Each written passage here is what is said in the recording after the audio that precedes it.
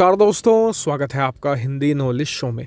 तो दोस्तों, दुनिया में सैन्य सुपर पावर बनना बहुत ही ज़्यादा अहम है, क्योंकि अगर आपके पास एक मजबूत और ताकतवर सेना है तो आप अपने देश के हित न सिर्फ अपने देश में जबकि विदेशों में भी साध सकते हैं और अपने देश को एक बहुत ही बड़ी सुपर पावर के तौर पर स्थापित कर सकते हैं। अमेरिका इसका सबसे बड़ा उदाहरण है।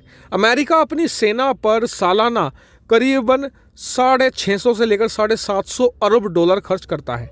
भारत उसके कंपैरिजन में 70 से 80 अरब डॉलर खर्च करता है और चीन 200 से 250 ही खर्च करता है। लेकिन आप अमेरिका के और भारत के अगर आप कंपैरिजन करेंगे तो भारत की सेना करीबन 11 से 12 लाख के बीच में है और वो जो सेना पर खर्च करता है 70 अरब डॉलर।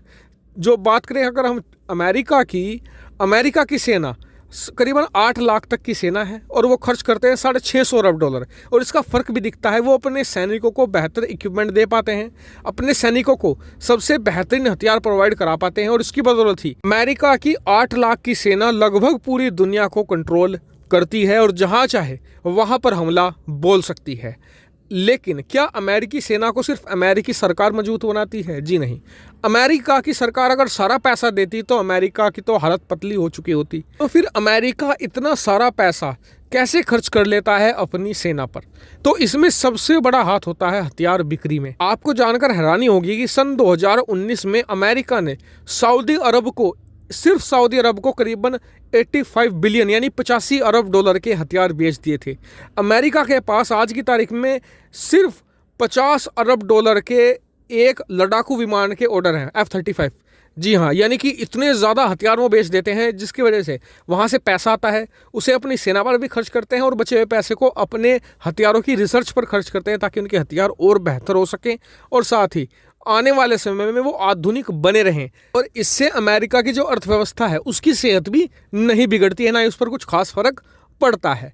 अब इसी रणनीति को भारत ने अपना लिया है। भारत ने लक्ष्य रखा है 5 अरब डॉलर पर ईयर हथियार एक्सपोर्ट का। और आपको जानकर हैरानी होगी कि मुझे लगता है कि भारत ने जब ये लक्ष्य रखा था 5 अरब डॉलर का, शायद सही से मेजर नहीं किया था, वरना भारत आसानी से 20 अरब डॉलर का भी लक्ष्य रख सकता है। कैसे? देखिए, आपको पता होगा कि कल मैंने आपको वीडियो बनाकर बताई थी शाम के समय, तीसरी वीडियो थी जो हमारी, कि भारत ने वियतनाम को जो आकाश एयर डिफेंस सिस्टम है उसे बेचने को लेकर मंजूरी दे दी है। ठीक है, उसके बाद ये भी खबर आ गई कि थोड़ी देर बाद कि भारत अब इसके एक्सपोर्ट को टोटली मंजूरी दे रहा है। जिस देश को चाहिए, जो फ्रेंडली कंट्री है हमारे, वे खरीद सकते हैं भारत से इस डिफेंस सिस्टम को, आकाश मिसाइल को। और यकीन मानिए कि मुश्किल से 12 से 14 घंटे हुए हैं उस खबर को आए हुए, और भारत के इस आकाश मिसाइल में ही करीबन 9 देशों ने इंटरेस्ट शो किया है। करीबन 9 देश ऐसे हैं जो आकाश मिसाइल सिस्टम को खरीदना चाहते हैं। इससे पता लगता है कि भारतीय हथियारों की कितनी ज़्यादा मांग है। और वो तो शुक्र मनाइए, भारत ने ब्रह्मोस के एक्सपोर्ट को अभी तक मंजूरी नहीं दी है। अगर उसकी मंजूरी दे दी जाए तो करीबन 12 से लेकर 13 देश ऐसे हैं जो इसे खरीदने को लेकर इंटरेस्टेड है।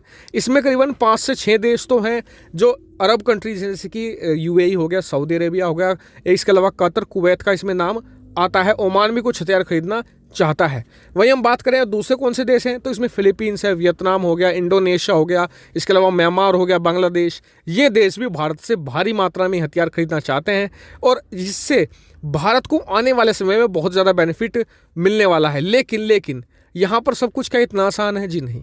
भारत में हथियारों की कमी नहीं है, ना ही मतलब कि हथियारों के प्रकारों की। भारत के पास अलग अलग तरह के बहुत सारे हथियार हैं, उनकी टेक्नोलॉजी बहुत ही ज़बरदस्त है। लेकिन असली दिक्कत आती है प्रोडक्शन में और डिलीवरी में। आपको मैं बताऊं, पिछले साल एयर शो हुआ था, ठीक है, 1 साल हो चुका है उसे।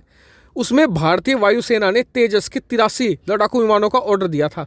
आपको पता है आज तक कितने बन चुके हैं? मात्र 2। सोचिए, अगर हमें ऑर्डर मिलने भी शुरू हो गए तो क्या हमारी जो HAL है या इसके अलावा भारत डायनेमिक्स है, क्या वो इतनी ज़्यादा हथियारों के ऑर्डर को संभाल पाएंगे? मुझे नहीं लगता कि उनकी प्रोडक्शन लाइन इतनी ज़बरदस्त है। और बीच में जो स्ट्राइक होती रहती है इन कंपनियों में, वो अलग बात है। इसलिए भारत का सरदर्द हथियार नहीं है, भारत का सरदर्द है उन ऑर्डर को पूरा करना जो भारत को मिल सकते हैं। तो मुझे लगता है कि भारत को अब इस पर भी काम करना चाहिए। आपका क्या मानना है इस पर कमेंट करके जरूर बताएगा। साथ ही वीडियो को शेयर भी कीजिएगा और चैनल को सब्सक्राइब करना बिल्कुल मत भूलिएगा। Thank you for watching video.